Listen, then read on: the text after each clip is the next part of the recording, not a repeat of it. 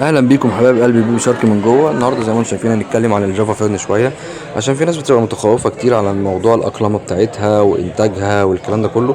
فهنتكلم النهارده شويه عن شويه امور. زي ما انتم شايفين هي موجوده في حوض تفريخ، ولا هي فيها تربه مغذيه لو انا مثلا حبيت ان انا اديها شويه غذاء، مع ان هي مش من المفترض ان هي تتزرع، او هي مثلا حتى بيتحط لها سماد مثلا. فلو انا حطيتها على صخره او على خشب او الكلام ده كله، فانتوا زي ما انتم شايفين هي مجرد ان هي متفصصه شتلات، وكل شتله محطوطه لوحدها وبيطلع انتاج. وزي ما انتم شايفين برضك الناس المتخوفه في موضوع الورق، وازاي هناخد ورقه وهل بتنتج ولا لا، طب فين جذورها، طب فين الكلام ده كله.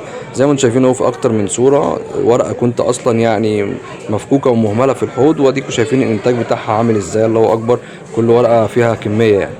زي ما انتم شايفين تاني الشتلات محطوطه في حوض تفريخ ازاز بس، ما فيهوش اي حاجه، ولا بيتحط له سماد ولا في غاز ولا اي حاجه. هي والاضاءه ضعيفه جدا، هو شريط ليد كده، فالموضوع على الهادي خالص. واديكم شايفين الرنرات اللي خارجه من بره الاستيك، هي بحاول اعلم لكم عليها برضك. دي كلها حاجات جديده، مطلعه ورق جديد، الرنر مكمل وطلع بره ومطلع ورق جديد زي ما انا مشاور كده اهو. فدي كلها حاجات جديده. بص كل دي حاجات جديده والله. هي الشتلات عندي بقالها مدة ومطلعة رنرات والدنيا جميلة.